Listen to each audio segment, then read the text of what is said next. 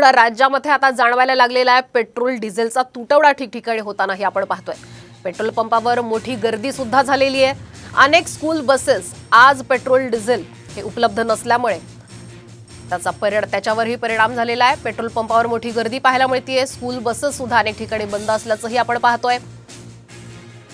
आणि भाज्यांची आवक सुद्धा घटलेली आहे, कारण अनेक ठिकाणी भाज्या या मार्केटमध्ये पोहोचूच शकलेल्या नाहीयेत। त्यामुळे भाज्यांचे दरही वाढले आणि याचा अर्थात परिणाम एसटीच्या सेवेवर सुद्धा झालेला आहे। एसटीच्या फेऱ्या सुद्धा कमी झालेल्या आहेत आणि मोठ्या प्रमाणात वाहनांच्या रांगा सध्या पेट्रोल आणि डिझेल भरण्यासाठी पाहायला मिळतात। त्यामुळे महामार्गावर सुद्धा मोठ्या प्रमाणात आता वाहतूक कोंडी झालेली आहे। सर्वसामान्यांना या संपूर्ण घटनेचा आता नाहक त्रास सुद्धा सहन करावा लागतोय।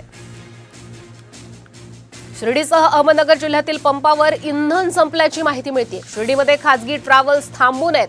परराज्यातील खासगी बसेस सुद्धा आल्याच नाहीये। परतीचा प्रवास करणं आता प्रवाशांना कठीण झाल्याचं चित्र सध्या पाहायला मिळत आहे।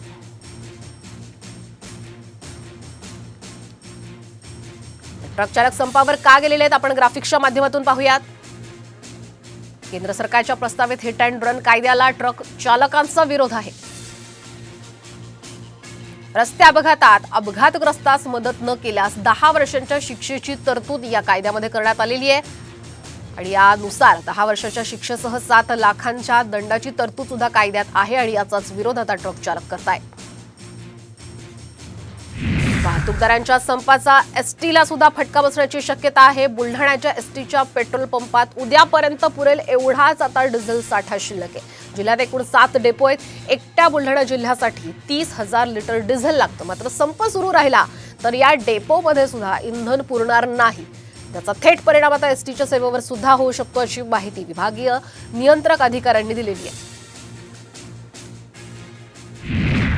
दुसरीकडे नाशिक मध्ये पेट्रोल आणि डिझेल भरण्यासाठी नागरिकांची मोठी गर्दी पाहायला मिळते। जवळपास 2 ते 3 तास रांगेत उभं राहून पेट्रोल आणि डिझेल भरावं लागतंय। त्यामुळे अनेक लोकांना कामावर जायला सुद्धा उशीर होतोय। केंद्र सरकारनं हिट अँड रन कायदा पास केला आणि त्याच्या विरोधात आता माल वाहतूकदार आणि चालकांनी संप पुकारलाय। त्यामुळे नाशिक शहरामध्ये पेट्रोल आणि डिझेलचा मोठ्या प्रमाणात तुटवडा जाणवतोय। नागरिकांनी मोठी गर्दी सुद्धा केलेली आहे। पेट्रोल पंपावर अनेक ठिकाणी पेट्रोल आणि डिझेल शिल्लकच नसल्याचे फलक सुद्धा आता लावण्यात आलेले आहेत। तर पेट्रोल पंपावरून सध्याची काय नेमकी परिस्थिती आहे याचाच आढावा घेतलेला आहे आमचे नाशिकचे प्रतिनिधी तबरेज शेख यांनी।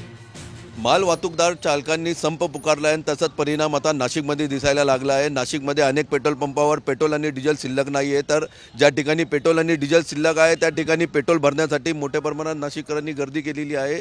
केंद्र सरकारने हिट अँड रन कायदा पास केलेला आहे आणि त्याच्या विरोधात ट्रक चालकांनी संप पुकारलेला आहे। संपाचा परिणाम आता नाशिकमध्ये हळूहळू जाणवत लागलेला आहे।